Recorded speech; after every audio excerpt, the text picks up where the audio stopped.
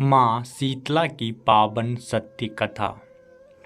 एक बार शीतला माता ने सोचा कि चलो आज देखूं कि धरती पर मेरी पूजा कौन करता है, कौन मुझे मानता है। यही सोचकर शीतला माता धरती पर राजस्थान के डुगरी गांव में आई और देखा कि इस गांव में मेरा मंदिर भी नहीं है, ना मेरी पूजा है।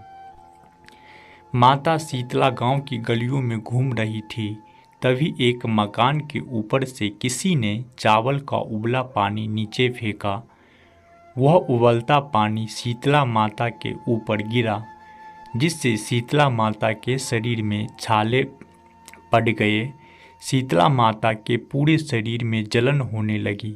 शीतला माता गांव में इधर उधर भाग भाग के चिल्लाने लगी, अरे मैं जल गई, मेरा शरीर तप रहा है, जल रहा है, कोई मेरी मदद करो।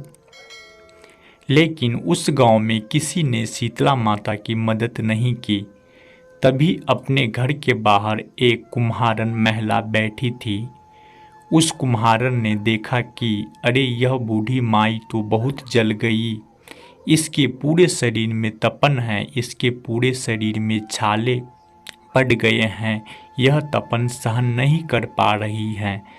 तब उस कुम्हार ने कहा, माँ तू यहाँ आकर बैठ जा, मैं तेरे शरीर के ऊपर ठंडा पानी डालती हूँ। कुम्हार ने उस बूढ़ी माई पर खूब ठंडा पानी डाला और बोली, हे माँ, मेरे घर में रात की बनी हुई राबड़ी रखी है, थोड़ा दही भी है। शीतला माता ने ठंडी ज्वार के आटे की राबड़ी और दही खाया, इससे शरीर में ठंडाई मिली। तब उस कुम्हारन ने कहा, आ माँ बैठ जा, तेरे सिर के बाल बिखरे हैं, ला मैं तेरी चोटी गूँथ देती हूँ। और कुम्हारन माई की चोटी गूँथने हेतु कंघी बालों में करती हैं।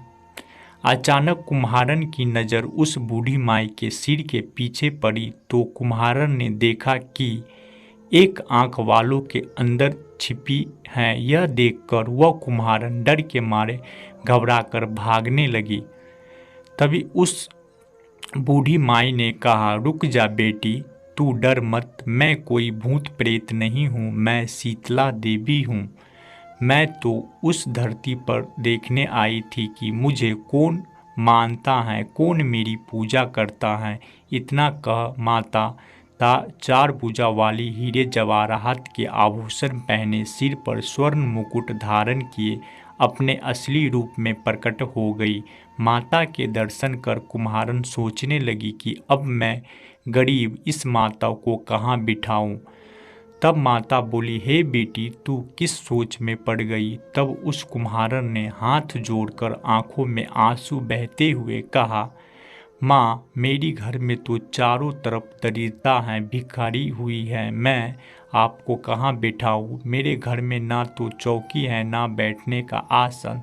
तब शीतला माता प्रसन्न होकर उस कुम्हारन के घर पर खड़े हुए गधे पर बैठकर एक हाथ में झाड़ू दूसरे हाथ में डलिया लेकर उस कुम्हारन के घर की दरिद्रता को झाड़कर डलियों में भरकर फेंक दिया और उस कुम्हारन से कहा, बेटी मैं तेरी सच्ची भक्ति से प्रसन्न हूँ, अब तुझे जो भी चाहिए मुझसे वरदान मांग ले। तब कुम्हारन ने हाथ जोड़कर कहा, माता मेरी इच्छा है, अब आप इसी डुगरी गांव में स्थापित होकर यही रहो और जिस प्रकार आपने मेरे घर की दरिद्रता को अपनी झाड़ू से साफ कर दूर किया, ऐसे ही आपको जो भी होली के बाद किसी सप्तमी को भक्ति भाव से पूजा कर आपकी ठंडा जल दही व वासी ठंडा भोजन चढ़ाए, उसके घर की दरिद्रता को साफ करना और आपकी पूजा करने वाली नारी जाति महिला का अखंड सुहाग रखना, उसकी गोद हमेशा भरी रखना। साथ ही जो पुरुष शीतला सप्तमी को नाई के यहाँ बाल ना कटवाए, धोबी को कपड़े धुलने ना दे और पुरुष भी आप पर ठंडा जल चढ़ाकर नारियल फूल चढ़ाकर परिवार सहित ठंडा वासी भोजन करे, उसके काम धंधे व्यापार में कभी दरिद्रता ना आए। तब माता बोली, तथास्तु बेटी, जो तूने वरदान मांगे मैं सब तुझे देती हूँ। बेटी मुझे आशीर्वाद देती हूँ कि मेरी पूजा का मुख्य अधिकार इस धरती पर सिर्फ कुम्हारन जाति का ही होगा। तभी उसी दिन से डुगरी गांव में शीतला माता स्थापित हो गई और उस गांव का नाम हो गया शीतल की डुगरी। सील की डुगरी भारत का एकमात्र मुख्य मंदिर है। शीतला सप्तमी वहाँ बहुत विशाल मेला भारत है। इस कथा को पढ़ने से घर की दरिद्रता का नाश होने के साथ सभी मनोकामनाएं पूरी होती हैं। जा माँ शीतला सबका कल्याण करे।